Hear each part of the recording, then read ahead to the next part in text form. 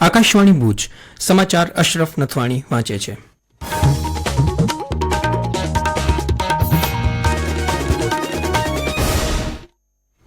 નમસ્કાર. પ્રધાનમંત્રી નરેન્દ્ર મોદીએ આજે નવી દિલ્હીમાં ઇન્ડિયા એગ્રીકલ્ચર રિસર્ચ ઇન્સ્ટિટ્યૂટ ખાતે 109 ઉચ્ચ ઉપજ આપતી આબોહવા સ્થિતિસ્થાપક અને બાયોફોર્ટિફાઈડ પાકની જાતોનું વિમોચન કર્યું છે.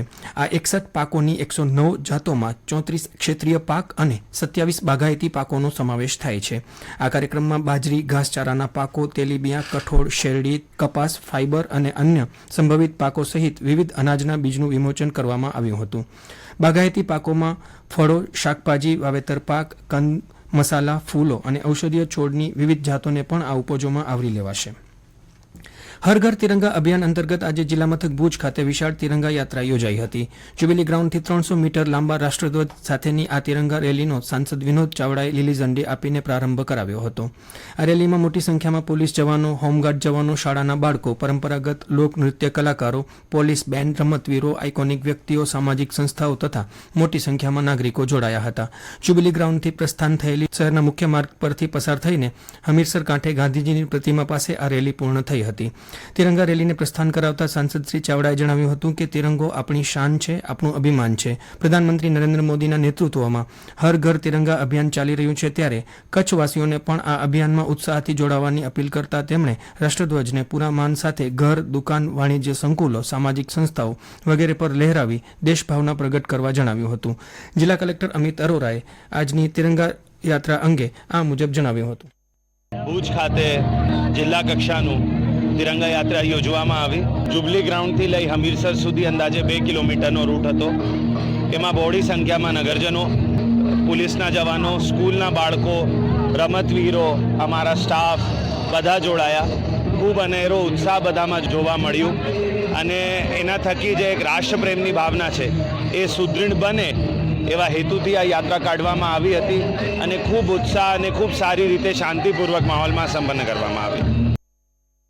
રાજ્યના શિક્ષણ વિભાગ દ્વારા બિન આદિજાતિ અને આદિજાતિ વિસ્તારમાં કુલ 162 નવી સરકારી માધ્યમિક અને ઉચ્ચ માધ્યમિક શાળાઓને મંજૂરી આપવામાં આવી છે. જે અંતર્ગત કચ્છમાં 17 માધ્યમિક તથા 1 ઉચ્ચ માધ્યમિક શાળા ફાળવવામાં આવી છે. જેમાં મુન્દ્રા તાલુકાના વડાલા, અબડાસાના ગઢવાડા, રેલડિયા મંજલ, વાઘાપદ્ધર, લખપતના ફુલરા, રાપરના નૂતન ત્રંબો, વેરસરા, વરણુ, ભચાઉના ઘરાણા, અમરાપર, કબરાઉ, માંડવીના ડોણ, અંજારના ટપ્પર, મોડવદર, ભુજના ધ્રોબાણા, ગોળપર અને નખત્રાણાના બીબરનો સમાવેશ થાય છે. જ્યારે માંડવી શહેરમાં એક ઉચ્ચ માધ્યમિક સામાન્ય પ્રવાહની શાળાને પણ મંજૂરી અપાઈ છે. દીનદયાળ પોર્ટ ઓથોરિટી દ્વારા CSR ફંડમાંથી 5 બસ અને વાહનોનું લોકાર્પણ કચ્છની વિવિધ સંસ્થાઓને કરાયું હતું. કચ્છની મુલાકાતે આવેલા શિપિંગ સચિવ TK રામચંદ્રનની ઉપસ્થિતિમાં દીનદયાળ પોર્ટની વહીવટી કચેરી ખાતે યોજાયેલા આ કાર્યક્રમમાં વિકલાંગો માટે તેમજ સેવાકીય કાર્ય કરતી સંસ્થાઓ KCRC ભુજ, ઉપાસના, Navchetan Andhjan Mandal Madhapar, HelpAge mission Adipur, Eklavya education trust વગેરેને આ વાહનો આપવામાં આવ્યા હતા. કચ્છના પ્રવાસે આવેલા રાજ્યના આરોગ્ય કમિશનર હર્ષદ પટેલે ગાંધીધામની રામબાગ સબ ડિસ્ટ્રિક્ટ હોસ્પિટલની મુલાકાત લીધી હતી. જેમાં તેમણે વિવિધ વિભાગોની જાત માહિતી મેળવી હતી. તેમજ સંકુલમાં નિર્માણ થઈ રહેલા critical care centre, integrated public health laboratory અને 65 બેડની સુવિધાઓના વિસ્તારના કામની પણ સમીક્ષા કરી હતી.